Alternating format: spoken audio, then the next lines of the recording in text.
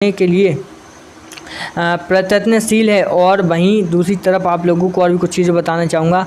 नामक एक ऐसे अद्भुत ऐप का ईजाद किया है कि जिसके ज़रिए आप अपने कमरे की तस्वीर खींचकर घर से जुड़ी वस्तु की ज़रूरतों को अच्छी तरह से समझ सकते हैं। इस माध्यम से दस्तावेज़, मास्टर बेडरूम, बच्चों के कमरे, एसटीडी और रूम से रसोई, मंदिर, सीढ़ियों, टॉयलेट, लॉकर, आयरन और जूते चप्पल में रखने, रैक, वस्तु अनुरूप प्लेसमेंट के बारे में सटीक तरीके से जान सकते हैं और जाना जा सकता है। और इसके लिए आपको चुकाने होंगे मात्र 99 रुपये। बसंत RS बोलते हैं, वहीं बॉलीवुड और मराठी इंडस्ट्री का नाम डायरेक्टर महेश मांजरेकर कहते हैं, मैं वास्तु पर काफ़ी विश्वास करता हूँ। उसका फ़ायदा होता है कि छोटी छोटी बातों पर ध्यान देने से जीवन में काफ़ी बदलाव लाया जा सकता है। यहाँ बहुत सारे ऐसे लोग हैं जो वास्तु को लेकर सकारात्मक नज़रिया है, लेकिन कुछ लोग इस पर विश्वास नहीं करते हैं। देखिए, मैं बसंत जी को शुभकामनाएं देती हूँ कि उन्होंने अपना इसी तरह वास्तु ऐप लेकर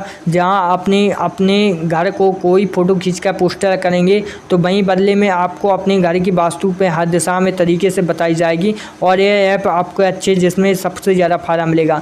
दिव्या दत्ता ने भी वास्तु शास्त्र विशेषज्ञ आनंद रिवासिया से कुछ बातें की थी। इसके अलावा टेलीविज़न स्टार हिमांशु सोनी कहते हैं, मैं वास्तु पर बहुत ज़्यादा यकीन करता हूँ और मेरे एक मित्र हैं बसंत राशिवसिया जी जो वास्तु एक्सपर्ट हैं। अब उन्होंने एक वास्तु ऐप बनाई है जिसका नाम है ही वास्तु ऐप को सभी लोग डाउनलोड करके रखना। और कहा गया था, उल्लेखनीय है कि वास्तु पृथ्वी, अग्नि, पानी, अंतरिक्ष, हवा और संबंधित ऊर्जाओं को संतुलन बनाए रखता है। आर्किटेक्चर का प्राचीन विज्ञान सकारात्मक ऊर्जा को बढ़ा देता है और नकारात्मक चीज़ों को भी पीछे छोड़ देता है। और चलिए, तो हो गई मोबाइल जितने भी जो अपडेट निकल के आई थी वह सारी बात। अब कर लेते कुछ और चीज़ों के बारे में बात। देखिए दोस्तों, सबसे पहले मैं एक चीज़ बताना चाहता हूँ आप लोगों को। लगातार काफ़ी चीज़ों पर मैंने आप लोगों को चर्चा की है। क्रिकेट के बारे में बताया, क्रिकेट के बाद मैंने जो हाल में जो अभी राज्यों में हल चल रहे हैं 12 से कैसे, तो उनके बारे में बताया और साथ में आप लोगों को काफ़ी कुछ बताने की कोशिश की है। इस वजह से आप लोगों से आशा रहती है कि आप लोग ज़्यादा से ज़्यादा इस वीडियो को शेयर कीजिएगा, क्योंकि आपके एक शेयर से ही हमारा बहुत कुछ हो सकता है। और इसलिए मेहनत की जाती है कि आप भी सपोर्ट करें और हम लोग भी आप लोगों को कुछ आगे करके दिखाएं, कुछ आप लोगों को भी कुछ ऐसी अपडेटें, ऐसी जानकारी उपलब्ध कराएं कि आप भी कहें कि हाँ, कुछ बात थी आप लोगों में कि आप लोगों ने इतनी अच्छी जानकारी प्रोवाइड करवाई, वो भी इतने समय में और किस तरीके से।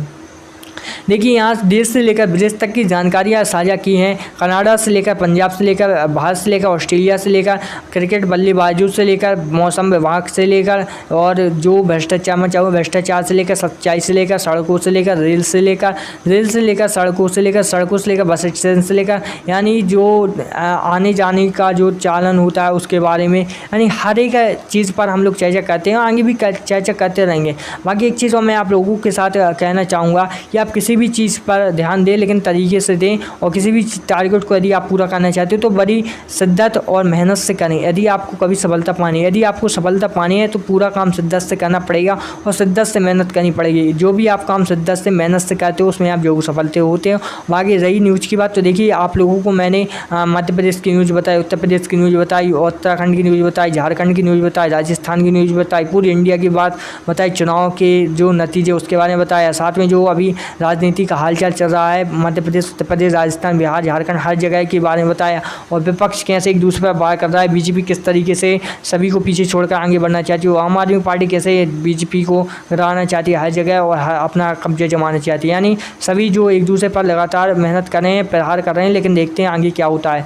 वैसे आपको क्या लगता है वो तो मुझे कमेंट में जरूर बताना। जहाँ लेकिन मैं आप लोगों से एक मेन चीज़ कहना चाहता हूँ कि आने वाले वक्त में काफ़ी कुछ जो चीज़ें हैं वो आप लोगों के साथ शेयर की जाएंगी। आप लोगों को भी लगेगा यहाँ आपने काफ़ी कुछ बताया जिससे हमें कुछ ना कुछ प्रॉफिट मिला है। ऐसा नहीं है कि हमारी वीडियो से कुछ प्रॉफिट नहीं हुआ, आपको हमारी वीडियो से बहुत ज़्यादा ही प्रॉफिट मिलेगा। अब क्या होगा। हेलो दोस्तों, नमस्कार। तो एक नई वीडियो में आप सभी का स्वागत है। तो आज फाइनली हम लोग काफ़ी चीज़ों पर चर्चा करेंगे, क्योंकि जैसा कि यह न्यूज़ कैटेगरी का चैनल है तो इसमें मैं काफ़ी मुद्दों पर चर्चा करता रहता हूं। तो आज भी वही सारे मुद्दे रहने वाले हैं। तो वीडियो काफ़ी इंटरेस्टिंग होने के साथ यूज़फुल रहेगी आप सभी के लिए। आप सभी यदि भारत से बिलोंग करते हैं, यानी भारत के नागरिक हो, आप किसी भी राज्य से बिलोंग करते हैं, तो यह वीडियो आप सभी के लिए काफ़ी इंपॉर्टेंट है। इसलिए आप लोगों को इस वीडियो में कंटिन्यू बना रहना है, कहीं भी स्किप ना करना है और इस वीडियो को पूरा वॉच करना है। चलिए बढ़ते हो, आप लोगों को बताते हैं। देखिए, सबसे पहले मैं एक चीज़ आप लोगों को बताना चाहूँगा। पंजाब विधानसभा के अध्यक्ष कुलतार सिंह संधवान ने कनाडा में रह रहे NRI पंजाबियों से राज्य के विकास में योगदान देने की अपील की है। और भाई वैंकूवर में पंजाबी समुदाय को संबोधित करते हुए स्पीकर ने कहा कि पंजाबी दुनिया भर में जहाँ भी गए हैं उन्होंने अपने स्वभाव और कड़ी मेहनत से एक अलग पहचान बनाई है। उन्होंने कहा है कि विशेषताएं उन्हें दूसरों से अलग बनाती हैं। उन्होंने कहा है कि पंजाबियों ने भी कनाडा के विकास के लिए काफ़ी हद तक योगदान दिया है और अपने स्वयं के विशाल व्यवसाय स्थापित किए हैं।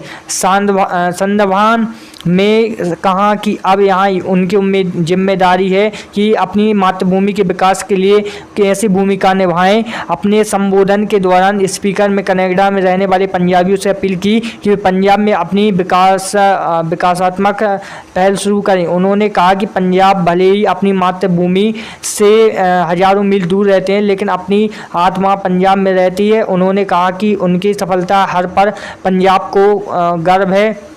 उन्होंने आशा व्यक्त की है कि वे मातृभूमि में रहने वाले लोगों के विकास के लिए भी कदम उठाएंगे। साधवान में पंजाब में अपना उद्यम शुरू करने वालों को हर संभव मदद देने का आश्वासन दिया है। और देखिए इसका मतलब क्या है, इसका मतलब क्या है कि जो मतलब स्पीकर ने जो स्पीकर होता है संसद में, सदन में, जहाँ भी, तो वो इन सब चीज़ों पर चर्चा करते हैं। तो इसी से रिलेटेड इस चीज़ पर भी चर्चा की गई कि अब जो कनाडा उसको मिनी पंजाब लोग कहने लगे हैं। मतलब वो पूरे इंडिया में अब मिनी पंजाब कनाडा को कहा जाता है। तो आखिरकार क्यों? क्योंकि वहाँ लाखों की तादाद में पंजाबी बसते हैं और मिनी पंजाब कनाडा को बोलने लगे। एक्चुअली जितने भी पंजाबी जाते हैं, हरियाणवी जाते हैं, सब कहाँ जाते हैं? मतलब कनाडा।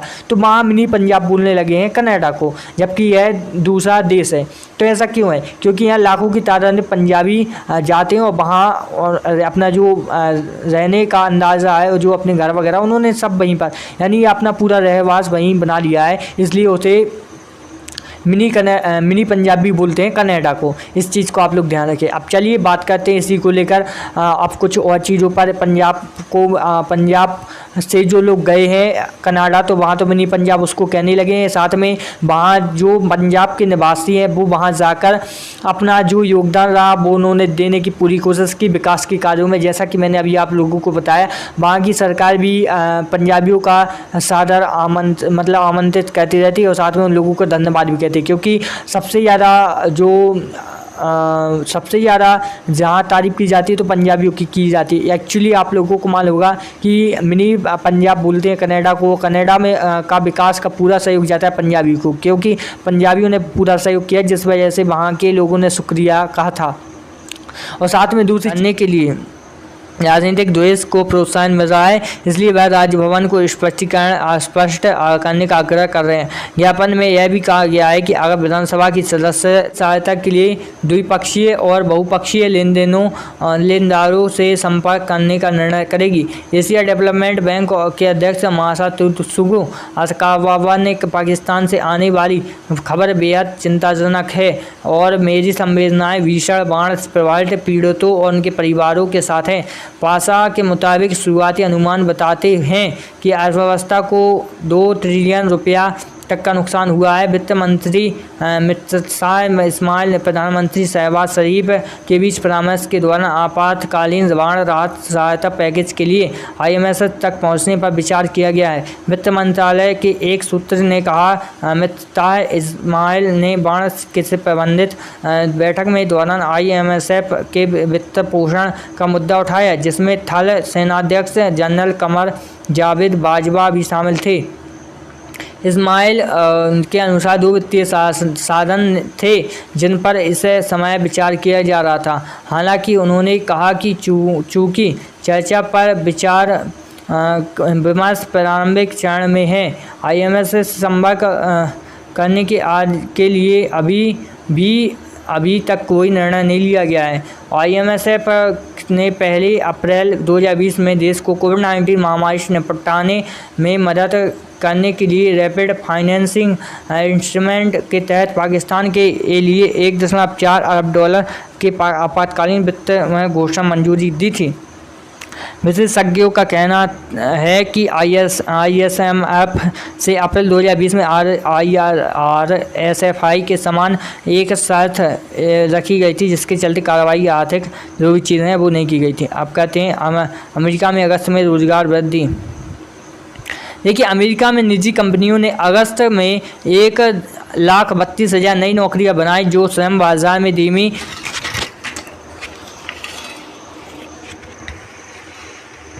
देखिए पाकिस्तान में कुछ ऐसी चीज़ें अमेरिका में रोजगार की वृद्धि को लेकर एक डाटा पेश किया गया है, जिसके बारे में आप लोगों को बताने जा रहा हूँ। काफ़ी इंटरेस्टिंग है, सुनिएगा, आप लोगों को मज़ा आएगा। देखिए, जहाँ भारत में एक तरफ रोजगार के जो अवसर हैं वो नहीं मिल रहे हैं, बल्कि रोजगार की कमी हो रही है और लोग परेशान हो रहे हैं कि भाई मुझे रोजगार चाहिए, भाई रोजगार चाहिए। लेकिन एक चीज़ देखिए, यहाँ पर कितनी बढ़िया मस्ट अपडेट निकल के आ रही है, जिसके बारे में आप लोगों को बताने जा रहा हूँ। देखिए, अमेरिका में निजी कंपनियों ने अगस्त में 1,32,000 नई नौकरियाँ बनाई, जो श्रम बाजार में धीमी वृद्धि का संकेत देता है। यह जानकारी एक पेरोल डेटा कंपनी ने एक रिपोर्ट में दी है। बुधवार को स्वचालित डेटा प्रोसेसिंग ADP रिपोर्ट से पता चल गया है कि जुलाई में लगभग 2,70,000 नौकरियों के बाद अगस्त में नौकरियों की वृद्धि की दर धीमी रही। समाचार एजेंसियों ने सुनो में ADP के हवाले से कहा कि बड़े फर्मों में 54,000 कर्मचारी को काम पर रखा और मध्यम आकार में व्यवसायों को 53,000 को काम दिया। इसमें कहा गया कि एक छोटी कंपनी ने 25,000 कर्मचारियों को जोड़ा, लेकिन 119 कर्मचारियों वाली कंपनियों ने 47,000 नौकरियों में कटौती की। इस बीच वार्षिक वेतन में साल परिवर्तन अगस्त में 7.6% था, जो आपकी अप्रैल में 2022 के बाद मासिक वृद्धि के अनुरूप है। रिपोर्ट में दिखाया गया कि ADP के मुख्य अर्थशास्त्री नीला रिचर्डसन ने कहा कि डेटा धीमी हायरिंग की ओर से इशारा करता है। शायद कंपनियां अर्थव्यवस्था में मिल रहे अलग अलग संकेतों को समझने की कोशिश कर रही है। श्रम विभाग ने मंगलवार को कहा कि धीमी गति से नौकरी की वृद्धि के बावजूद जुलाई के अंत तक अमेरिका में रोजगार के साथ अवसरों की संख्या बढ़कर 11.2 मिलियन हो गई है, क्योंकि श्रम बाजार की आपूर्ति और मांग के बीच असंतुलन बना रहा। जुलाई की बेरोजगारी रिपोर्ट, जो इस महीने की शुरुआत में जारी की गई थी, इन्होंने दिखाया कि बेरोजगार की संख्या घटकर 5.7 मिलियन हो गई है। अब बात करते हैं और कुछ चीज़ों के बारे में। एक्चुअली हमें काफ़ी चीज़ों पर अभी चर्चा करनी है, अभी लगभग बहुत सारे हैं। देखिए, उत्तर प्रदेश के मुख्यमंत्री योगी आदित्यनाथ ने एक बड़े प्रशासनिक फेरबदल में 16 वरिष्ठ IAS अधिकारियों का तबादला कर दिया है। सबसे महत्वपूर्ण तबादला नवनीत सहगल का है, जिन्हें सूचना, खाद्य और MSI विभागों ने हटा दिया गया है और अब उन्हें अतिरिक्त मुख्य सचिव खेल के रूप में तैनात किया गया है। सहगल का स्थानांतरण अतिरिक्त मुख्य सचिव गृह अवनीश अवस्थी के कार्यपालन में सेवानिवृत्त होने के एक दिन बाद हुआ है। देखिए, सभी महत्वपूर्ण सूचना विभाग संजय प्रसाद को दिया गया है, कि जिसके पास गृह विभाग का प्रभार भी है। अतिरिक्त मुख्य सचिव स्वास्थ्य अमित मोहन प्रसाद को उसी क्षमता में उद्योग विभाग में स्थानांतरित कर दिया गया है, जबकि 5 साथी सेन शर्मा, जो केंद्रीय प्रतिनियुक्ति से लौटे हैं, मुख्य सचिव स्वास्थ्य और चिकित्सा के रूप में पदभार ग्रहण करेंगे। अब तक राज्यपाल के अतिरिक्त मुख्य सचिव के पद पर राजभवन में पद स्थापित महेश गुप्ता को उसी पद पर विद्युत विभाग में स्थानांतरित किया गया है। कल्पना अवस्थी राज्यपाल में नई प्रमुख सचिव हैं और माध्यमिक शिक्षा विभाग में अपर मुख्य सचिव आराधना शुक्ला को आयुष विभाग ने स्थानांतरित किया है। हम बात कर लेते हैं कुछ और चीज़ों के बारे में। एक्चुअली हमें सभी पर चर्चा करनी होगी, क्योंकि लगातार देखिए, प्रधानमंत्री नरेंद्र मोदी बुधवार की देर रात गणेश चतुर्थी में मौके पर अपने कैबिनेट सहयोगी और वाणिज्य मंत्री पीयूष गोयल के आवास पर पहुंचे। मोदी जी अपने यात्रा के बाद ट्वीट किया कि गणेश चतुर्थी के शुभ अवसर पर अपने सहयोगी पीयूष गोयल जी के आवास पर कार्यक्रम में गया था। प्रधानमंत्री ने एक अन्य ट्वीट में कहा था, भगवान श्री कृष्ण का आशीर्वाद हम पर हमेशा बने रहे। क्यों बना रहे, अब तो कुछ नहीं जानते हम लोग। अब हम लोग कुछ और चीज़ों के बारे में जानते हैं। उत्तर प्रदेश के मुख्यमंत्री योगी आदित्यनाथ बुधवार को वाराणसी मंदिर पर गए और बाढ़ प्रभावित जिलों गाजीपुर, चंदौली और वाराणसी का दौरा किया। गंगा के जलस्तर में हुई बढ़ोतरी के कारण बाढ़ की चपेट में आए जिलों का सीएम ने हवाई फिर ग्राउंड जीरो पर उतरकर जायजा लिया। गाजीपुर और वाराणसी से बाढ़ प्रभावित में मुलाकात करने के साथ ही उनके कुशल क्षेम पूछी और राहत सामग्री वितरित की। मुख्यमंत्री ने बाढ़ प्रभावितों को आश्वस्त किया है कि आपदा की इस घड़ी में डबल इंजन की सरकार हर कदम पर उनके साथ है। मुख्यमंत्री योगी आदित्यनाथ ने सबसे पहले गाजीपुर जिले के बाढ़ प्रभावित क्षेत्रों का हवाई निरीक्षण किया। इसके बाद मोहम्मदाबाद स्थित शहीद इंटर कॉलेज में बनाए गए राहत शिविर में सीएम ने बाढ़ प्रभावित में राहत सामग्री का वितरण किया। कहा कि राजस्थान और मध्य प्रदेश में हुई अत्यधिक बारिश के कारण पहले चंबल, बेतवा और अन्य नदियों का जलस्तर बढ़ा। इसके बाद यमुना और गंगा का बाढ़ स्थिति उत्पन्न हुई है। इन्होंने बाढ़ प्रभावित को आश्वस्त किया है कि इस आपदा की घड़ी में सरकार आपके साथ है। सरकार युद्ध स्तर पर सहायता मुहैया कराने में जुटी हुई है। उन्होंने कहा है एक तरफ जहां बाढ़, दूसरी तरफ कम बरसात की मार झेल रहे किसानों की चिंता भी सरकार कर रही है। हमें दलहन, तिलहन और सब्जी आदि के बीज किसानों को निःशुल्क उपलब्ध कराने के लिए कृषि एवं उद्यान विभाग को निर्देशित किया गया है। मुख्यमंत्री ने जनप्रतिनिधियों को भी तत्परता के साथ बाढ़ राहत कार्य में जुटकर लोगों की सहायता के लिए कहा है। उन्होंने कहा है कि डबल इंजन की सरकार आगे बाढ़ पीड़ितों को राहत देने में कोई कोताही में बांटी जाएगी। सरकार हर स्तर पर प्रभावितों के साथ खड़ी है। मुख्यमंत्री इसके बाद चंदौली जिले का हवाई दौरा किया। तत्पश्चात सीएम सीधे वाराणसी के बीच एयू स्थित हेलीपैड पर पहुंचे। वहां उन्होंने आसवी घाट पहुंची और एनडीआरएफ की टीम के साथ वाराणसी के बाढ़ प्रभावित इलाकों में ग्राउंड जीरो पर निरीक्षण किया। मुख्यमंत्री ने वाराणसी के 80 नगवा सहित कई निचले इलाकों का निरीक्षण किया। इस दौरान उनके साथ कैबिनेट मंत्री सोनभद्र में निरीक्षण के बाद मुख्यमंत्री गोयनका विद्यालय स्थित बाढ़ राहत शिविर पहुंचे। सीएम ने यहां विभिन्न कैमरों में सुरक्षित पहुंचाए गए बाढ़ स्थलों से मुलाकात की और उनकी कुशल क्षेम पूछी। बच्चों को टॉफी, चॉकलेट बांटी और यहां इसकी जानकारी भी ली। मुख्यमंत्री ने यहां बाढ़ प्रभावित क्षेत्रों को राहत सामग्री के पैकेट भी वितरित किए और इसके बाद सीएम योगी सीधे श्री काशी विश्वनाथ धाम पहुंचे। यहाँ उन्होंने बाबा विश्वनाथ का विधि विधान से दर्शन पूजन किया और सीएम ने धाम का निरीक्षण किया और लगातार बाढ़ प्रभावित क्षेत्रों में वह दौरा कर रहे हैं और वहाँ का जायजा ले रहे हैं। कोई भी किसी प्रकार की कोई भी प्रॉब्लम क्रिएट ना हो। अब करते हैं कुछ और चीज़ों पर बात। बहुत टाइम हो गया है एक्चुअली, अभी भी बहुत सारी चीज़ें रह गई है। देखिए अब बात करते हैं हम लोग। आयकर विभाग ने बुधवार को कहा कि उन्होंने हाल ही में कोलकाता के 2 प्रमुख रियल एस्टेट समूहों पर एक तलाशी की और जब्ती अभियान चलाया और 250 करोड़ रुपए से अधिक की बेहिसाब आय का पता लगाया। अधिकारी ने बताया कि 18 अगस्त को तलाशी अभियान के दौरान दस्तावेज और डिजिटल डाटा समेत बड़ी संख्या में आपत्तिजनक साक्ष्य जब्त किए गए थे। अधिकारी ने कहा कि आउट ऑफ बुक ट्रांजैक्शन और ऑन मनी रिसिप्ट के कई सबूत हैं। कई दस्तावेज और इलेक्ट्रॉनिक डेटा सेल कंपनियों के माध्यम से बेहिसाब ढंग से रूट शूटिंग का संकेत भी दिया। इसके अलावा तलाशी अभियान के दौरान मिले कुछ सबूत में भूमि अधिग्रहण में बेहिसाब धन के उपयोग का संकेत दे दिया है। अधिकारी ने कहा कि प्रमुख व्यक्तियों ने फर्जी निवेश की बिक्री के माध्यम से शेयर मंजूरी, शेयर प्रीमियम और असुरक्षित ऋण के रूप में बेहिसाब धन के उपयोग के लिए मुखौटा कंपनियों के उपयोग को स्वीकार किया। तलाशी के दौरान 16 बैंक लॉकर मिले हैं जिन्होंने रोककर रखा गया है।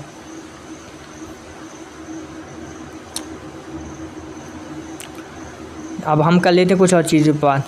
ठीक है, बॉलीवुड अभिनेत्री जैकलीन फर्नांडीज के खिलाफ धन शोषण के अधिनियम के कोई मुकदमा दर्ज किया गया है। इससे हमें क्या लेना, हमें तो कुछ और चीज़ों के बारे में जानना चाहिए, क्योंकि हमें इसलिए ऐसा करना चाहिए क्योंकि हमें काफ़ी कुछ चीज़ों के बारे में जानना है। देखिए, सर्वोच्च न्यायालय के न्यायाधीश न्यायमूर्ति डी वाई चंद्रचूड़ ने कहा है कि सार्वजनिक स्थानों पर कतारबद्ध व्यक्तियों की उपस्थिति अपवाद के बजाय आदर्श होनी चाहिए और संरचनात्मक परिवर्तन के साथ साथ व्यवहार में परिवर्तन भी जरूरी है। यह नोट करते हुए बीटल्स ने गाया कि आप सभी की ज़रूरत है, प्यार प्यार है, आप प्यार सभी की ज़रूरत है। न्यायमूर्ति चंद्रचूड़ ने कहा कि हर जगह संगीत प्रेमियों के पंख फड़फड़ाने की जोखिम पर मैं उनसे असहमत होने और कहने की स्वतंत्रता लेता हूं और शायद मैं हमें प्यार से कुछ ज़्यादा चाहिए। मंगलवार को ब्रिटिश उच्चायोग ने समलैंगिकता को अपराध की श्रेणी में रखने वाली धारा 370 को खत्म करने वाले ऐतिहासिक फैसले की चौथी वर्षगांठ के अवसर पर एक स्वागत समारोह का आयोजन किया था और फैसला लिखने वाले 5 न्यायाधीशों में से एक justice Chandrachud beyond notice the future of the plus movement in India पर बात की थी और उन्होंने कहा था कि संरचनात्मक परिवर्तन के साथ साथ व्यवहार में परिवर्तन भी जरूरी है। उन्होंने कहा कि समानता केवल समलैंगिकता को अपराध से मुक्त करने के साथ ही हासिल नहीं की जाती, बल्कि इसे घर, कार्यस्थल और सार्वजनिक स्थानों पर सहित जीवन के सभी क्षेत्रों में विस्तारित किया जाना चाहिए। उन्होंने कहा कि नवनिर्वाचित में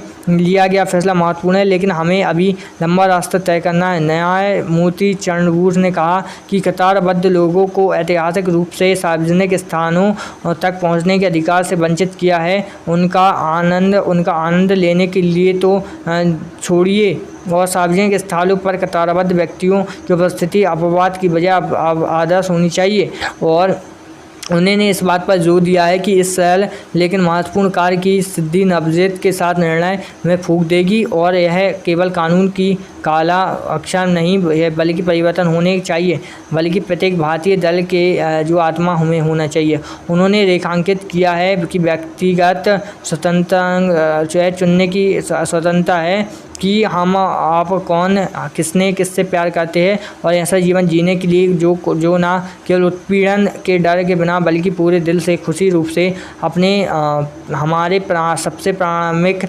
स्वयं के लिए सोचें। और जैसा कि हम नवनिर्वाचित में 6वीं वर्षगांठ, उन्होंने कहा कि सामान्य परंपरागत परिवारों को उन सभी कानून और सामाजिक लाभों का आनंद लेने में सक्षम होना चाहिए जो उनके अधिक पारंपरिक समकक्ष कहते हैं, चाहे वह शादी के माध्यम से हो या अन्यथा। न्यायमूर्ति चंद्रचूड़ के परिवार इकाई के बारे में कुछ भी हो, लेकिन ऐसा कुछ होता है। अब बात करें थोड़े और के बारे में, क्योंकि ऐसा लगातार हम लोगों को चर्चा करनी पड़ेगी।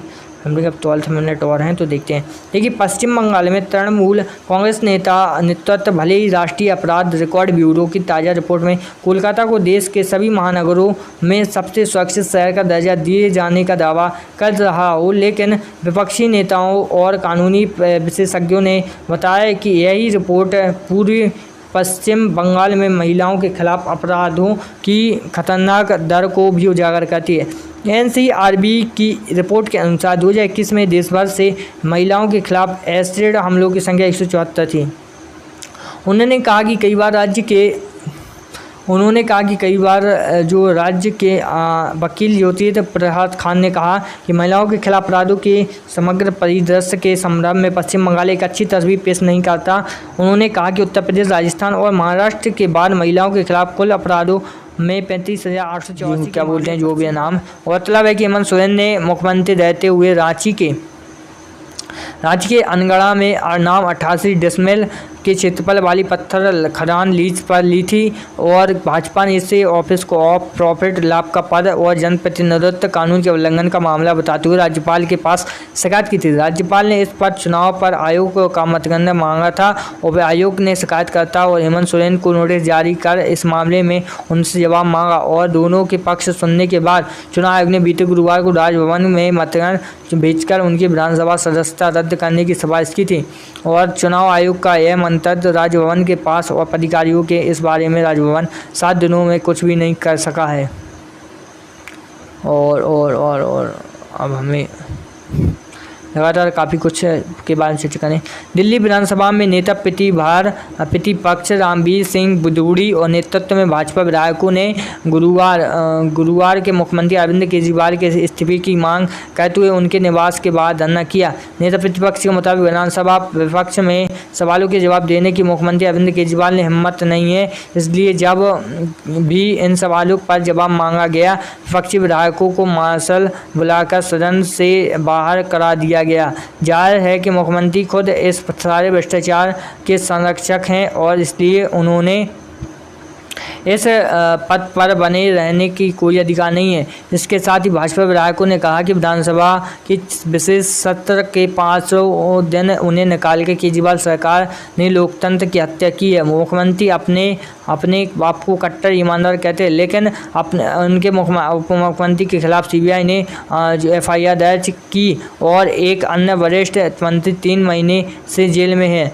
केजरीवाल ने उनके खिलाफ कोई कार्रवाई करना तो दूर, उन्हें मंत्रिमंडल से भी नहीं निकाला। स्पष्ट रूप से भ्रष्टाचार का संरक्षण है। हजारों करोड़ रुपए की शराब घोटाले के बाद शिक्षा घोटाले की रिपोर्ट भी सामने आ गई है और आ चुकी है। यह कोई आरोप नहीं बल्कि केंद्रीय सतर्कता आयोग की रिपोर्ट है जो 2.5 साल पहले दिल्ली सरकार को सौंप दी गई थी, लेकिन उसे दबा दिया गया है। इसके अलावा DTC घोटाले में, दिल्ली जल बोर्ड घोटाले में भी हजारों करोड़ों का घपला हुआ है। लगातार हजारों करोड़ का घपला हो रहा है, लेकिन हम लोग क्या कर सकते हैं। हम लोगों का काम है कि बस देखना, सुनना और आप लोगों को बताना।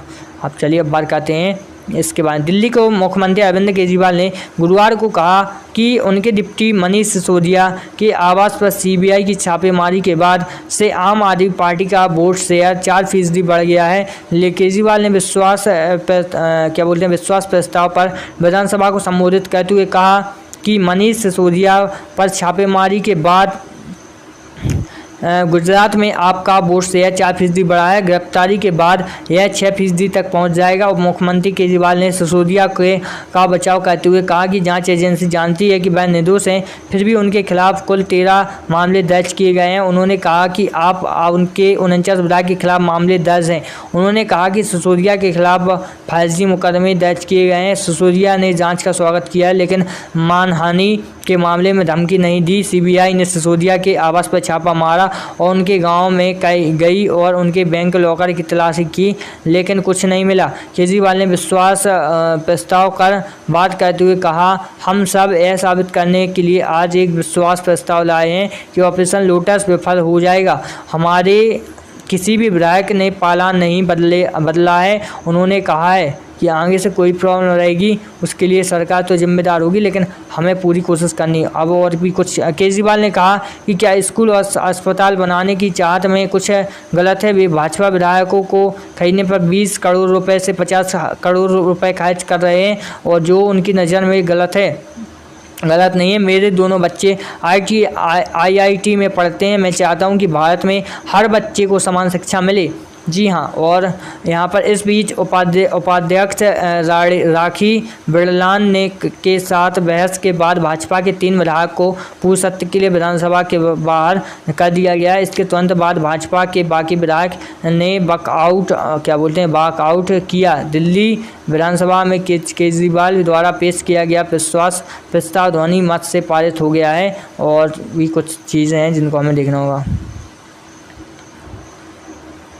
काफ़ी कुछ चीज़ें। हाँ, अब फिर से आगे कनाडा की बात। कनाडा के प्रधानमंत्री जस्टिन ट्रूडो ने अपने कैबिनेट में मामूली फेरबदल की घोषणा की है। समाचार एजेंसी सिन्हुआ की रिपोर्ट के अनुसार एक बयान में प्रधानमंत्री जी ने कहा कि फिलोमेना कासी, जो सार्वजनिक सेवाओं और खरीद मंत्री थी, अब संघीय आर्थिक विकास एजेंसी के लिए जिम्मेदार मंत्री होगी। विज्ञप्ति के अनुसार उनकी जगह हेलेना जैक जो पहले संघीय आर्थिक विकास एजेंसी के खिलाफ जिम्मेदार मंत्री थी। बयान में ट्रूडो के हवाले से कहा गया कि पारिवारिक कारणों में किसी भी तरह का दक्षिणी ओंटारियो के अधिक समय में बिताने में अनुरोध बाल में हुआ था। अब कल तो उस चीज़ों के बारे में बात है क्योंकि ऐसा लगातार कर रहे हैं सभी लोग। क्या बोलते हैं, पाकिस्तान का हाल जान लेते हो हम लोग। चलिए पाकिस्तान में अभी क्या हाल मचा हुआ है। पाकिस्तान देश में विनाशकारी बाढ़ के बीच राहत और बचाव उपायों के IMF ने आपातकालीन ऋण लेने के विकल्पों पर विचार कर रहा है। बाढ़ प्रभावित देश को 2.5 ट्रिलियन पाकिस्तानी रुपया का अनुमानित नुकसान हुआ है। वित्त मंत्रालय के शुरुआती अनुमानों के अनुसार आपूर्ति श्रृंखला के व्यवधान के कारण औसती मुद्रास्फीति दर 26% तेजी से बढ़ सकती है। सूत्रों के अनुसार मंत्रालय ने बाढ़ के कारण होने वाले आर्थिक नुकसान का प्रारंभिक अनुमान तैयार कर लिया है। इसकी उम्मीद की स्टेट बैंक ऑफ पाकिस्तान और योजना मंत्रालय सहित अन्य हितधारकों के साथ कैबिनेट बैठक में रिपोर्ट पेश की जाएगी। वित्त मंत्री आयशा पासा ने कहा कि एक बार नुकसान की भरपाई पर सहमति हो। कांग्रेस वह पार्टी है जिसकी जम्मू क्षेत्र में मौजूदगी है और भाजपा वह को नुकसान पहुंचा सकती है, लेकिन ताज़ा राजनीतिक घटनाक्रम ने पार्टी फिर से सोचने पर मजबूर कर दिया है। आज़ाद अपने समर्थकों के मूड को भांपने के लिए रविवार को रैली करने की तैयारी कर रही है। ऐसे में पार्टी के कई विधायकों ने उनके समर्थन में इस्तीफा दे दिया है और उनकी अपनी पार्टी बनाने की संभावना है। 4 दशकों में यह पहला चुनाव होगा जब कांग्रेस आज़ाद के बिना लड़ेगी। आज़ाद ने साफ तौर पर कहा है कि वह भाजपा का एक वोट भी नहीं बढ़ा सकते और भाजपा में शामिल होने का आरोप झूठा है। 4 सितंबर को उनके समर्थन शक्ति प्रदर्शन के लिए रैली कर रहे हैं। वे इस बात से उत्साहित हैं कि भद्रवाह के पूर्व विधायक नरेश गुप्ता जैसे कुछ पूर्व कांग्रेस नेताओं ने आज़ादी में शामिल होने के लिए इस्तीफा दे दिया है। गुप्ता का कहना है कि आज़ाद के शासन में क्षेत्र के हितों को बेहतर सेवा दी जाती है। गुप्ता ने कहा कि जम्मू एवं कश्मीर में कांग्रेस के 12 नेता पिछले 3 साल से राहुल गांधी से मिलने का समय लेने की कोशिश कर रहे थे, लेकिन असफल रहे। आज़ाद ने 2006 में जम्मू कश्मीर के मुख्यमंत्री बनने के बाद रिकॉर्ड अंतर से भद्रवाह में विधानसभा चुनाव लड़ा और जीत हासिल की। हालांकि केंद्र शासित प्रदेश की कांग्रेस प्रचारी रजनी पाटिल को कहना है कि कोई नुकसान नहीं होगा और कांग्रेस के कई नेता पार्टी में लौट आएंगे। कांग्रेस असमंजस में है क्योंकि नेशनल कॉन्फ्रेंस ने घोषणा की कि वह अकेले चुनाव लड़ेगी। हाल ही में महबूबा मुफ्ती की सोनिया गांधी से मुलाकात के बावजूद पार्टी PDP के साथ जाने का जोखिम नहीं उठा सकती है। पार्टी ने राज्य इकाई को मजबूत करने की कोशिश की है और एक नए अध्यक्ष के तहत एक नई समिति नियुक्त की है, लेकिन आज़ाद के विद्रोह ने चुनाव से पहले एक संयुक्त मोर्चा बनाने के लिए पार्टी के प्रयासों को विफल कर दिया है। जम्मू कश्मीर कांग्रेस के नवनियुक्त अध्यक्ष विकास रसूल वानी ने गुलाम नबी आज़ाद पर अनैतिक राजनीतिक करने का आरोप लगाया है। और वहीं जम्मू कश्मीर कांग्रेस में हमेशा आज़ाद के करीबी माने जाने वाले वानी में कहा है कि 50 साल बाद कांग्रेस को धोखा देना अनैतिक राजनीति कर रहा है। उन्होंने कहा कि आज़ाद पर आरोप लगाया है कि वह कांग्रेस से अलग होने के बारे में कभी भी कोई विचार नहीं दिया है। वहीं 2005 से 2008 तक राज्य के मुख्यमंत्री के रूप में आज़ाद की छवि बेहद साफ सुथरी और सकारात्मक थी। उन्होंने विकास के एजेंडे को आगे बढ़ाया और उस अवधि के दौरान जम्मू कश्मीर में नए प्रशासनिक जिले भी बनाए। अब उनके समर्थकों का एक नई पार्टी से चुनाव लड़ना कांग्रेस की संभावनाओं को नुकसान पहुंचाएगा। जम्मू कश्मीर में आज़ाद PDP NC और कांग्रेस के राजनीतिक पार्टियों के परेशान करने की सबसे अधिक संभावना है। डोडा, किश्तवाड़, पुंछ, राजौरी, बरामबार और अन्य जिलों में मुस्लिम बहुल निर्वाचन क्षेत्रों में उनकी छवि उनके प्रतिद्वंदियों से कई बेहतर है। जम्मू संभाग में हिंदू बहुल निर्वाचन क्षेत्रों में भी आज़ाद को एक लंबे धर्मनिरपेक्ष और राष्ट्रवादी नेता के रूप में देखा जाता है। वहीं जिन्होंने आम आदमी के कल्याण के लिए बहुत कुछ किया है। जम्मू संभाग की 43 विधानसभा सीटों में लगभग 70 सीटों पर उनकी स्थिति मजबूत है। 2014 के विधानसभा चुनाव में कांग्रेस अकेली लड़ी और आज़ाद के नेतृत्व में 18% वोट शेयर हासिल किया, लेकिन केवल 12 सीटें ही जीत सकी। पिछले चुनाव में जीती 5 सीटों पर उसे हार का सामना करना पड़ा था और चुनाव से पहले कांग्रेस ने नेशनल कॉन्फ्रेंस से अपना गठबंधन तोड़ दिया और सभी विधानसभा सीटों पर चुनाव लड़ा।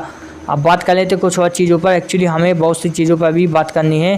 आप लोगों को मालूम होगा हम लोग करते ही रहते हैं बात, कभी रुकते नहीं हैं, क्योंकि हर एक मुद्दा आपके लिए इंपॉर्टेंट होगा, साथ में मुझे बताने में खुशी होती है।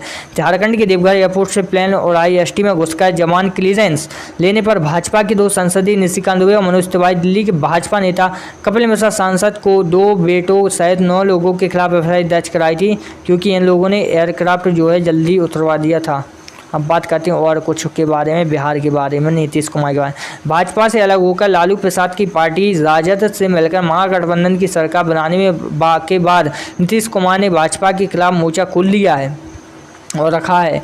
2024 के लोकसभा चुनाव में नरेंद्र मोदी और भाजपा को हराने के लिए नीतीश कुमार लगातार सभी विपक्षी दलों के एक साथ आने की वकालत कर रहे हैं। हाल ही में तेलंगाना के मुख्यमंत्री के चंद्रशेखर राव से पटना में मुलाकात के दौरान नीतीश कुमार ने भाजपा मुक्त भारत बनाने यानी 2024 में दिल्ली की गद्दी से नरेंद्र मोदी को हटाने के अभियान की बात कही थी। नीतीश कुमार के भाजपा मुक्त भारत के जवाब में भाजपा ने भी जदयू मुक्त बिहार बनाने में बात कही है। और हालांकि इसके साथ ही नीतीश कुमार राजद एवं अन्य दलों के महागठबंधन पर कटाक्ष करते हुए भाजपा नेता एवं बिहार के उप मुख्यमंत्री रह चुके सुशील मोदी ने यह भी कहा है कि नीतीश के सहयोगी लालू यादव भी बिहार को जदयू मुक्त कर देंगे। मणिपुर में जदयू विधायकों में भाजपा में शामिल होने से गदगद सुशील मोदी ने नीतीश कुमार पर जवाबी हमला बोलते हुए ट्वीट कर कहा, अरुणाचल प्रदेश के बाद मणिपुर में भी जदयू मुक्त, बहुत जल्द लालू जी बिहार को भी जदयू मुक्त कर देंगे। और दरअसल जदयू भाजपा संगठन गठबंधन की सरकार में लंबे समय तक के उप मुख्यमंत्री रहे सुशील मोदी ने महागठबंधन सरकार के गठन के बाद ही नीतीश कुमार के खिलाफ मोर्चा खुली रखा है। और वहीं भाजपा लगातार महागठबंधन की दरारी को उभारने का प्रयास कर रही है और कह रही है कि नीतीश कुमार ने जनार्दन का अपमान किया है और उनके नए सहयोगी लालू की उनकी पार्टी जदयू को राजनीतिक रूप से खत्म कर देंगे। अब बात करें तो और कुछ बारे में, क्योंकि हमें हर एक कुछ के बारे में चर्चा करने के बारे में ज़रूरत होती है। देखिए, झारखंड की देवघर पुलिस ने 31 अगस्त को देवघर हवाई अड्डे में उड़ान भरने के लिए कथित तौर पर हवाई यातायात नियंत्रण ATC से मंजूरी लेने के आरोप में बीजेपी सांसद निशिकांत दुबे को उनके 2 बेटों सांसद मनोज तिवारी, देवघर हवाई अड्डे के निदेशक और अन्य कर्मियों के जो कार्रवाई वो की है। सुरक्षा प्रभारी सुमन आनंद की शिकायत पर 1 सितंबर को कुंडा पुलिस स्टेशन में प्राथमिकी दर्ज की गई थी। इसमें कहा गया था कि उक्त व्यक्तियों को ATC पक्ष में जो सुरक्षा मान के निवास करने चाहिए। यानी बहुत सारे ट्वीट हुए हैं, हमें क्या करना, हमें तो काफ़ी कुछ जानना पड़ेगा अभी तक, क्योंकि सारी कुछ जो जानकारी है वो मैं आप लोगों के साथ साझा करने की कोशिश करता हूं और बिना वीडियो पूछ कर ही आज सब कुछ आप लोगों को पूरी बताने की कोशिश, भले ही मैं तो कितना भी थक जाऊँ। देखिए, झारखंड में पिछले 8 दिनों से कायम राजनीतिक अनिश्चितता पर स्टैंड क्लियर करने की मांग को लेकर JMM कांग्रेस के घर प्रतिनिधिमंडल ने गुरुवार शाम 4:30 बजे राज्यपाल रमेश बैस से मुलाकात की और प्रतिनिधिमंडल में नेताओं के मुताबिक राज्यपाल ने उनसे कहा कि हेमंत सोरेन की विधानसभा सदस्यता के मसले पर निर्वाचन आयोग का पत्र राजभवन को मिला है। इस पत्र के कंटेंट पर वह विधि विशेषज्ञों के परामर्श से ले रहा है और जल्द ही स्थिति स्पष्ट हो जाएगी। प्रतिनिधिमंडल ने राज्यपाल को एक ज्ञापन भी सौंपा है जिसमें कहा गया है कि मीडिया में चल रही खबरों के मुताबिक संविधान के अनुच्छेद 192(1) के तहत जन प्रतिनिधित्व अधिनियम की धारा 9(a) के तहत मुख्यमंत्री हेमंत सोरेन के को विधानसभा की सदस्यता के लिए अयोग्य घोषित कर दिया गया। ऐसी खबरें राजभवन के सूत्रों के हवाले में चल रही हैं और वहीं इससे राज्य में अनिश्चितता की स्थिति पैदा हो गई है और लोकतांत्रिक ढंग से चुनी गई सरकार को अस्थिर करना कहीं भी हजारों मील दूर रहे। लेकिन एक चीज़ आप लोगों को नहीं भूलना है कि हम किस मातृभूमि के हैं और कहाँ के हैं और कहाँ रहते हैं, इस चीज़ को भी वो बोलते हैं कि ध्यान रखना। एक्चुअली आप लोगों को मालूम होगा कि है सब भारतीय नागरिक और जाके कहाँ बस रहे हैं, विदेश में।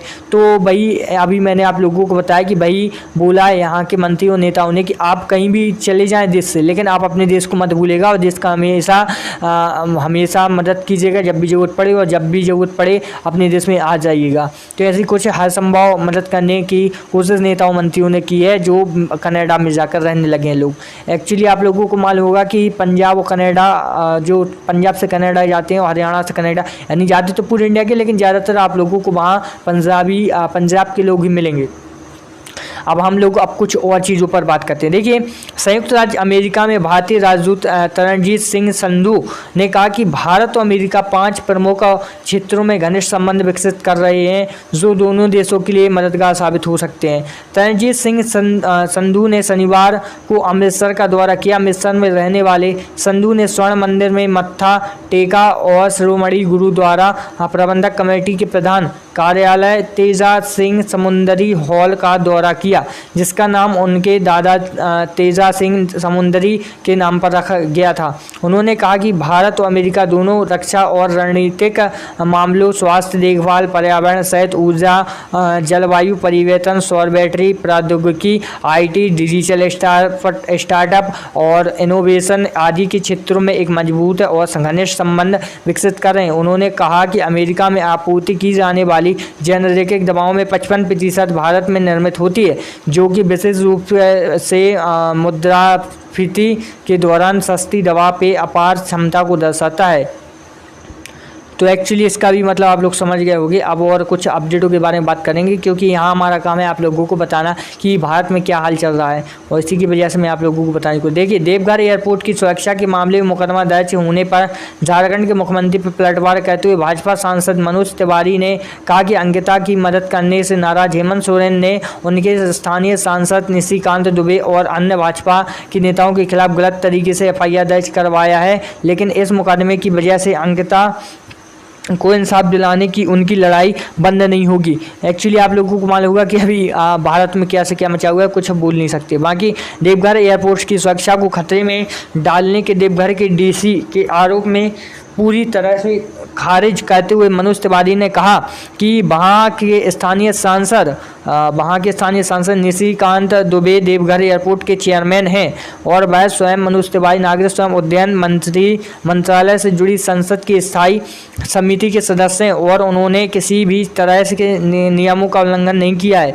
उन्होंने आगे कहा है कि देवघर एयरपोर्ट में नाइट लैंडिंग का मामला कोर्ट में चल रहा है। झारखंड सरकार ने इस संबंध में कोर्ट में एक हलफनामा दिया है जो गलत है, और इस संबंध में देवघर एयरपोर्ट के चेयरमैन होने वाले नाते निशिकांत दुबे एयरपोर्ट मैनेजर से जानकारी लेने के लिए कुछ देर रुके थे। देवघर के DC पर कानून एवं नियमों का उल्लंघन का आरोप लगाते हुए तिवारी ने कहा कि रजिस्ट्रेट एरिया में जाकर CCTV फुटेज कैसे निकाला जा सकता है। इस मामले में 14 साल की सजा का प्रावधान है।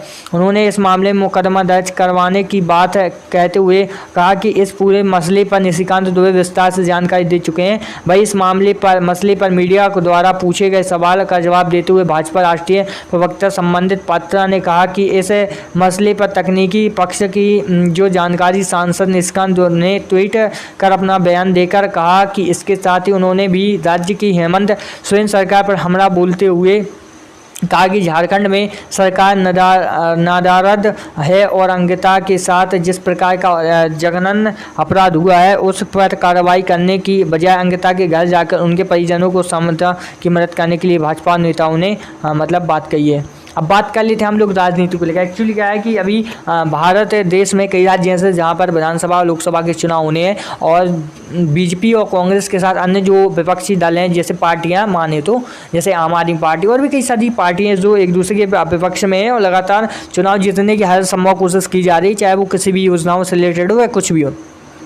चलिए अब बात कर लेते हैं और कुछ की। तो देखिए, हिमाचल प्रदेश में होने वाले विधानसभा चुनावों में से पहले ही कांग्रेस ताश के पत्तों की तरह बिखरने लगी है। हाँ, एक चीज़ को आप ध्यान रखना, हिमाचल प्रदेश में होने वाले विधानसभा चुनावों में पहले ही कांग्रेस ताश के पत्तों की तरह बिखरने लगी है। भाजपा के प्रदेश अध्यक्ष सुरेश कश्यप ने कहा कि हिमाचल में कांग्रेस की हालत हो गई है कि उसका कोई संगठन ही नहीं बचा है। यही कारण है कि हर कोई विधायक बनने का सपना देख रहा है, अपना ही पार्टी की जड़ें खोदने में लगा हुआ है। कश्यप ने कहा कि हालांकि लोकतंत्र में सभी को चुनाव लड़ने का अधिकार होता है, लेकिन कांग्रेस में अजीब तरह की होड़ मची हुई है। बीते दिन ही बिलासपुर के पूर्व विधायक बंबर ठाकुर के खिलाफ बिलासपुर में कांग्रेस नेता ने ही मोर्चा खोल दिया है। पूर्व विधायक तिलक राम और जिला बिलासपुर कांग्रेस प्रवक्ता संदीप संख्यांग ने बंबर ठाकुर पर विधायक रहते भ्रष्टाचार का आरोप लगाया और सीबीआई जांच की भी मांग की है। यह हालत उस कांग्रेस की है जिसकी प्रदेश अध्यक्ष प्रतिभा सिंह कहती है कि भाजपा के खिलाफ चार्जशीट लाएंगे, लेकिन आलम यह है कि कांग्रेसी नेता ही एक दूसरे के खिलाफ चार्जशीट लाने में व्यस्त हैं।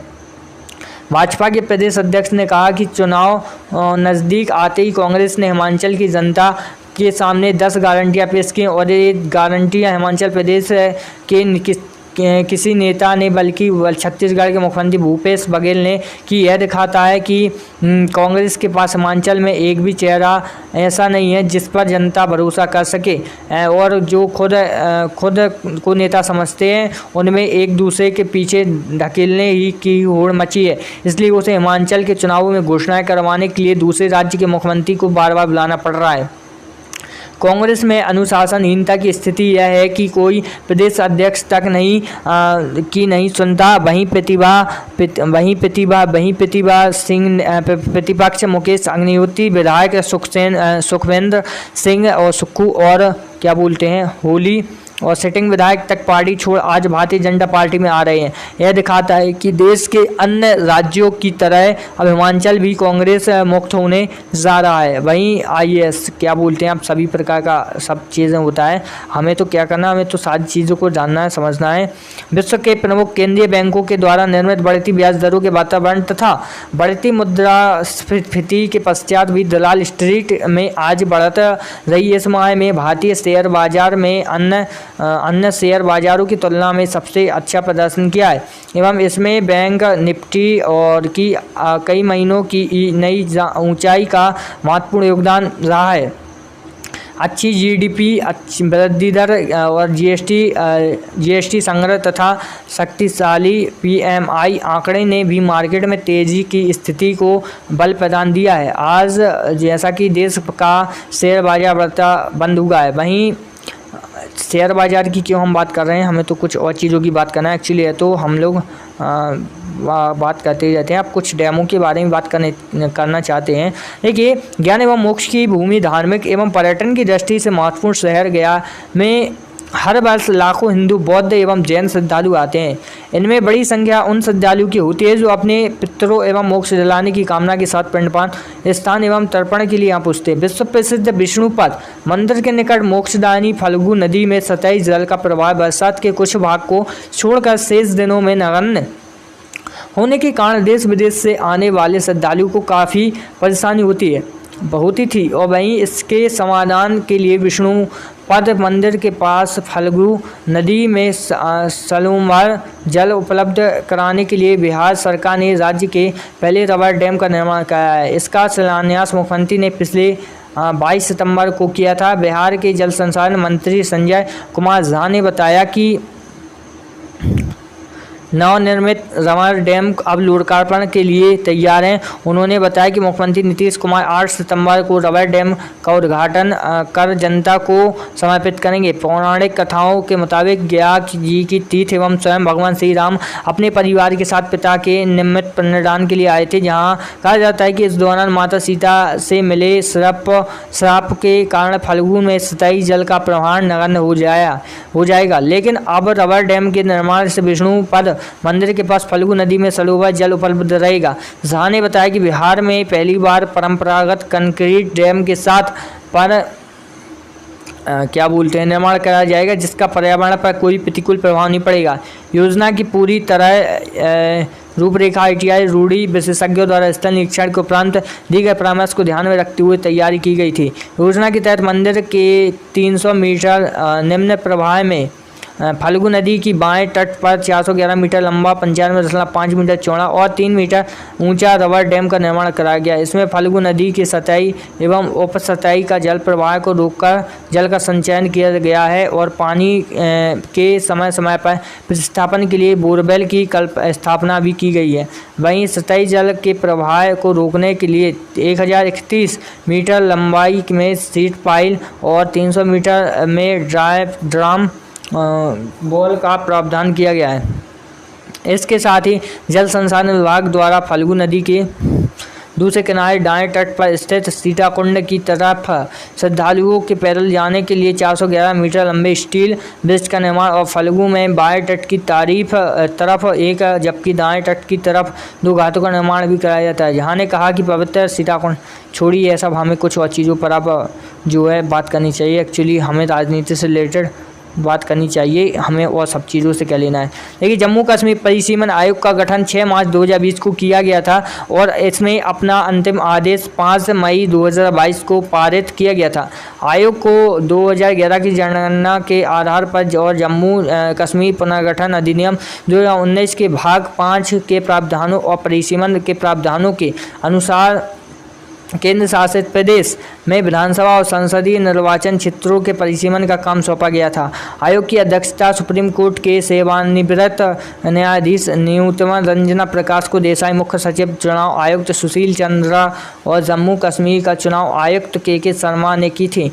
अपने अंतिम आदेश में आयोग ने केंद्र शासित प्रदेश के लिए 90 विधानसभा क्षेत्रों और 5 संसदीय क्षेत्रों का परिसीमन किया। 90 विधानसभा क्षेत्रों में से 43 जम्मू संभाग में और 47 कश्मीर संभाग में आयोग के अनुसूचित जनजाति के लिए 9 और अनुसूचित जाति SC के लिए 7 सीटें आरक्षित की थी। पहली बार ST को आरक्षण दिया गया। अंतिम आदेश कम से कम 2 सदस्यों को प्रदान करता है। उनमें से एक विधानसभा में कश्मीर प्रवासियों के समुदाय से 1 महिला होनी चाहिए और पुडुचेरी की विधानसभा के मनोनीत सदस्यों के समान शक्ति दी जानी चाहिए। आयोग के आदेश में आगे कहा गया है कि केंद्र सरकार पाकिस्तान की कब्जे वाले जम्मू और कश्मीर से विस्थापित व्यक्तियों के प्रतिनिधियों के नामांकन के माध्यम से जम्मू और कश्मीर विधानसभा के प्रतिनिधित्व देने पर विचार कर सकती है और अपने अंतिम आदेश में 5 संसदीय निर्वाचित क्षेत्रों को आयोग द्वारा जम्मू कश्मीर और को सिंगल यूनियन टेरिटरी प्रदेश सरकार सीमांकित किया गया है। इसलिए घाटी में अनंतनाग जिले, जम्मू क्षेत्र और भी कई सारी चीज़ें हैं। देखिए, इस पुनर्गठन से 5 संसदीय निर्वाचन क्षेत्रों में से प्रत्येक में 18 विधानसभा क्षेत्रों की समान संख्या होगी। सभी क्षेत्रीय पार्टियों नेशनल कॉन्फ्रेंस NC, पीपल्स अपना पार्टी और Jammu Kashmir national panthers party समेत ने आयोग के अंतिम आदेश को स्वीकार करने से इनकार कर दिया है। इन दलों का कहना है कि परिसीमन प्रक्रिया भाजपा के पक्ष में की गई। आयोग के सदस्यों और भगवा पार्टी के नेताओं दोनों ने इस आरोप का खंडन किया है। नेंका ने परिसीमन आयोग के गठन की शक्ति को उच्चतम न्यायालय में चुनौती दी है। इन क्षेत्रीय दलों द्वारा एक और आरोप यह है कि परिसीमन आयोग ने 2011 की जनगणना को संख्या के आधार पर के रूप में लिया है और वहीं लेकिन आप अपने परिसीमन आदेश में वास्तविक संख्या की अनदेखी की है। ऐसे में सवाल उठते हैं कि क्या परिसीमन आदेश वास्तव में क्षेत्रीय राजनीतिक दलों की जीत की संभावनाओं को बाधित करेगा? क्या इन दलों द्वारा अंतिम आदेश में बदल लिया गया होगा? अपवाद इतना गंभीर है कि दल आगामी विधानसभा चुनाव में नहीं लड़ सकते। दूसरी संभावना को उन सभी क्षेत्रीय दलों में खारिज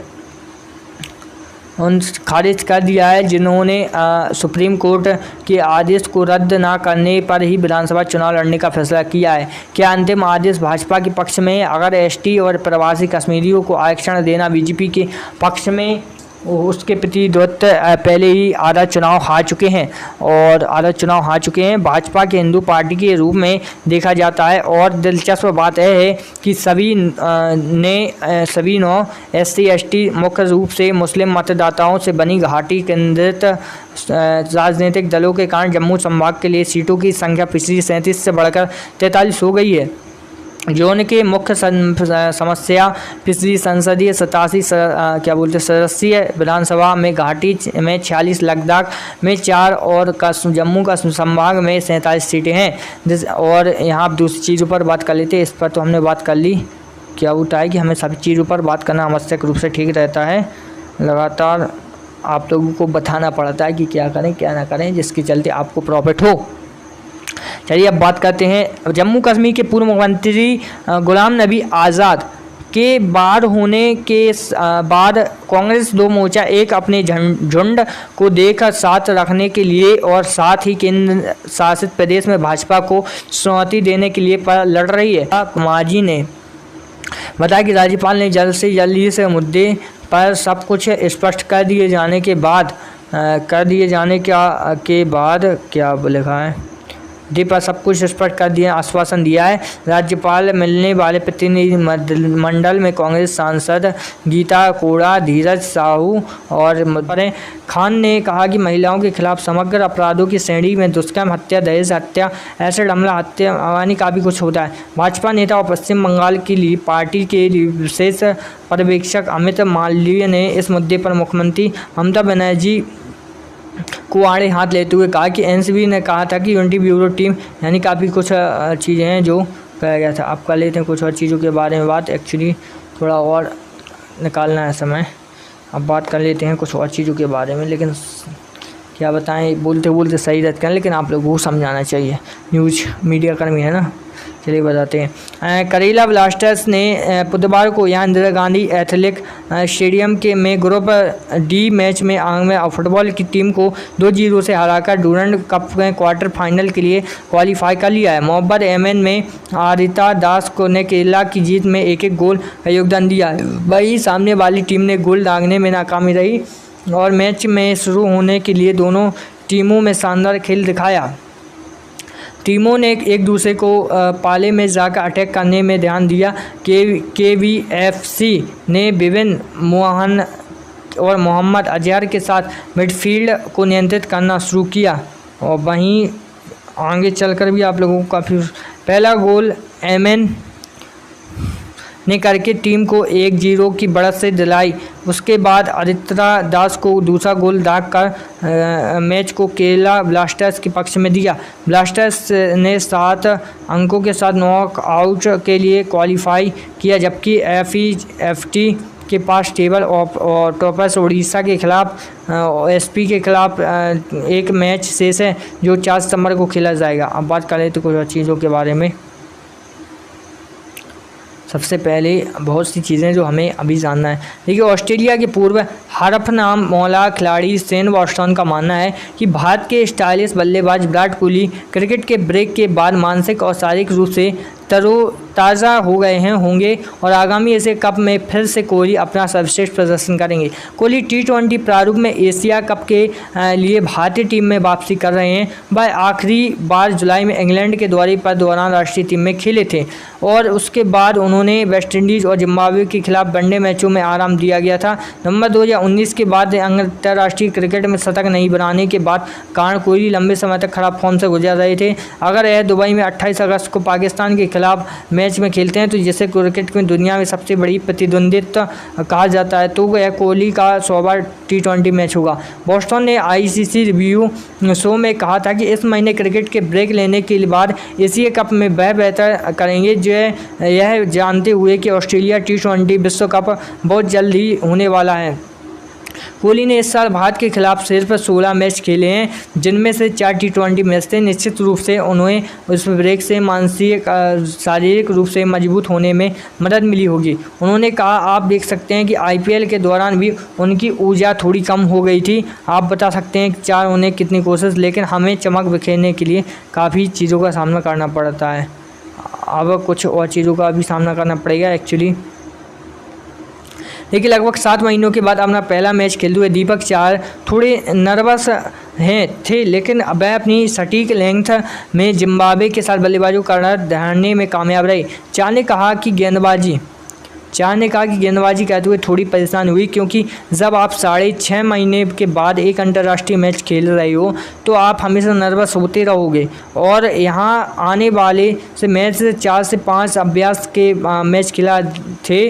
वहीं अच्छी लेंथ एरिया में जो मुख्य रूप से गेंदबाजी करते हुए मौजूद टीम के सलामी बल्लेबाजों ने जल्द ही पवेलियन का रास्ता दिखाया था। चार का शानदार प्रदर्शन एशिया कप और T20 विश्व कप से रिजर्व खिलाड़ी के रूप में टीम में शामिल हुए थे। उन्होंने कहा, लेकिन देश के लिए खेलते हुए आप अच्छा करना चाहते हो तो आप सही और मानसिक रूप से बेहतर महसूस करना चाहते हैं। और वहीं 3 मैचों में श्रृंखला में 1-0 से बढ़त लेने के लिए भारत की 10 विकेट से जो टीम है वो जीत को कप्तान शिखर धवन और शुभमन गिल 30.5 ओवर में 190 रनों का पीछा करने के लिए नवाद आज शतक लगाए। धवन ने 81 और गिल ने 82 रन बनाकर नवाद 190 की साझेदारी की। धवन ने यह कहा कि मैं युवा गिल के साथ बल्लेबाजी का आनंद ले रहा हूँ और मैं इसे एक युवा खिलाड़ी की तरह महसूस करता हूँ। मैंने वेस्ट इंडीज़ में अभी अच्छा किया था। मुझे पता था कि एक बार जब मैं सेट हो जाता हूँ तो मैं गेंदबाजों को नहीं छोड़ता।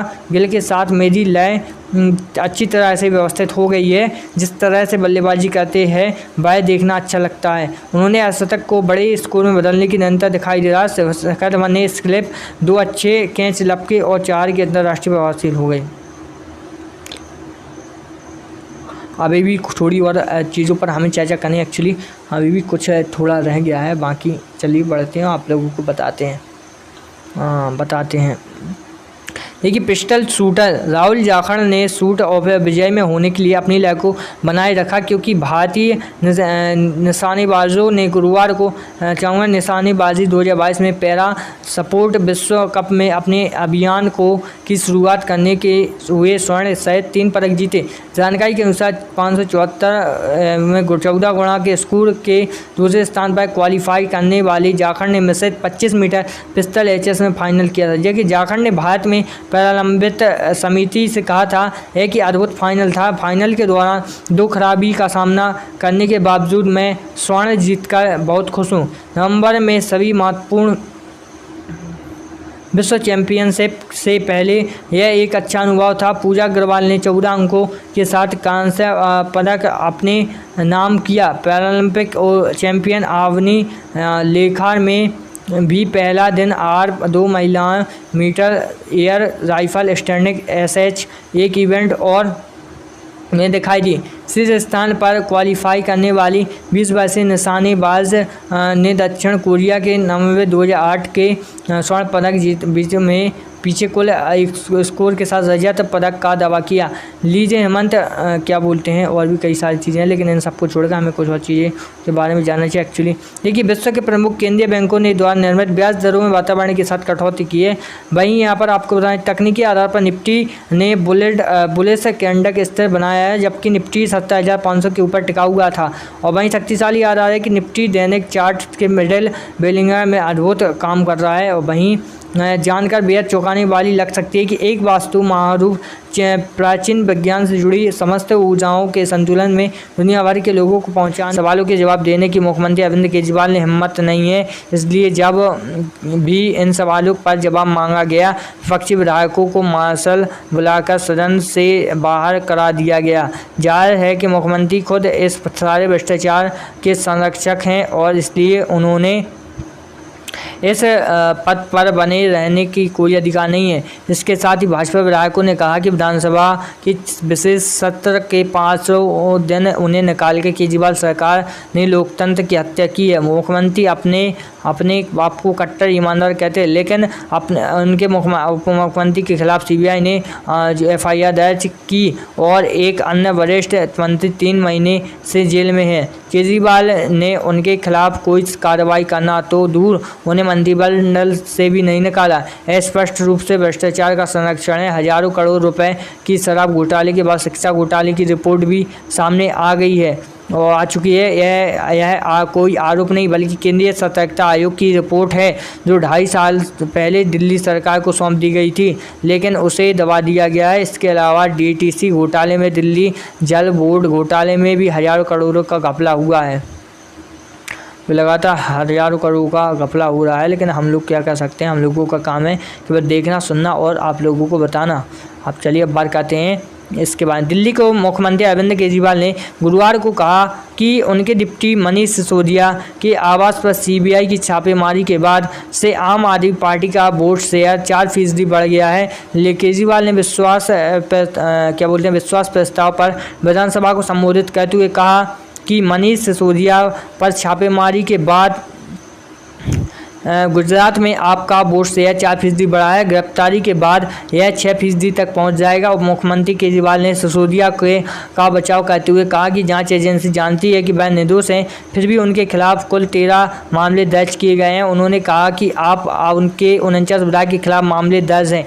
उन्होंने कहा कि सिसोदिया के खिलाफ फर्जी मुकदमे दर्ज किए गए हैं। सिसोदिया ने जाँच का स्वागत किया है, लेकिन मानहानि के मामले में धमकी नहीं दी। सीबीआई ने सिसोदिया के आवास पर छापा मारा और उनके गांव में गई और उनके बैंक लॉकर की तलाशी की, लेकिन कुछ नहीं मिला। केजरीवाल ने विश्वास प्रस्ताव कर बात करते हुए कहा, हम सब यह साबित करने के लिए आज एक विश्वास प्रस्ताव लाए हैं कि ऑपरेशन लोटस विफल हो जाएगा। हमारे किसी भी विधायक ने पाला नहीं बदला है। उन्होंने कहा है कि आगे से कोई प्रॉब्लम रहेगी उसके लिए सरकार तो जिम्मेदार होगी, लेकिन हमें पूरी कोशिश करनी है। अब और भी कुछ केजरीवाल ने कहा कि क्या स्कूल और अस्पताल बनाने की चाहत में कुछ गलत है। वे भाजपा विधायकों को खरीदने पर 20 करोड़ रुपए से 50 करोड़ रुपए खर्च कर रहे हैं और जो उनकी नज़र में गलत नहीं है। मेरे दोनों बच्चे IIT में पढ़ते हैं। मैं चाहता हूं कि भारत में हर बच्चे को समान शिक्षा मिले। जी हाँ, और यहाँ पर इस बीच उपाध्यक्ष राखी बिरलान ने के साथ बहस के बाद भाजपा के 3 विधायक को पूरे सत्र के लिए विधानसभा के बाहर कर दिया गया। इसके तुरंत बाद भाजपा के बाकी विधायक ने वॉकआउट किया। दिल्ली विधानसभा में केजरीवाल द्वारा पेश किया गया विश्वास प्रस्ताव ध्वनि मत से पारित हो गया है। और भी कुछ चीज़ें हैं जिनको हमें देखना होगा, काफ़ी कुछ चीज़ें। हाँ, अब फिर से आ गई कनाडा की बात। कनाडा के प्रधानमंत्री जस्टिन ट्रूडो ने अपने कैबिनेट में मामूली फेरबदल की घोषणा की है। समाचार एजेंसी सिन्हुआ की रिपोर्ट के अनुसार एक बयान में प्रधानमंत्री जी ने कहा कि फिलोमेना कासी, जो सार्वजनिक सेवाओं और खरीद मंत्री थी, अब संघीय आर्थिक विकास एजेंसी के लिए जिम्मेदार मंत्री होगी। विज्ञप्ति के अनुसार उनकी जगह हेलेना जैक, जो पहले संघीय आर्थिक विकास एजेंसी के खिलाफ जिम्मेदार मंत्री थी। बयान में ट्रूडो के हवाले से कहा गया कि पारिवारिक कारणों में किसी भी तरह का दक्षिणी ओंटारियो के अधिक समय में बिताने का अनुरोध बाल में हुआ था। अब कल तो और चीज़ों के बारे में बात है, क्योंकि ऐसा लगातार कर रहे हैं सभी लोग। क्या बोलते हैं, पाकिस्तान का हाल जान लेते हो हम लोग। चलिए, पाकिस्तान में अभी क्या हाल मचा हुआ है। पाकिस्तान देश में विनाशकारी बाढ़ के बीच राहत और बचाव उपायों के IMF ने आपातकालीन ऋण लेने के विकल्पों पर विचार कर रहा है। बाढ़ प्रभावित देश को 2.5 ट्रिलियन पाकिस्तानी रुपया का अनुमानित नुकसान हुआ है। वित्त मंत्रालय के शुरुआती अनुमानों के अनुसार आपूर्ति श्रृंखला के व्यवधान के कारण औसती मुद्रास्फीति दर 26% तेजी से बढ़ सकती है। सूत्रों के अनुसार मंत्रालय ने बाढ़ के कारण होने वाले आर्थिक नुकसान का प्रारंभिक अनुमान तैयार कर लिया है। इसकी उम्मीद की स्टेट बैंक ऑफ पाकिस्तान और योजना मंत्रालय सहित अन्य हितधारकों के साथ कैबिनेट बैठक में रिपोर्ट पेश की जाएगी।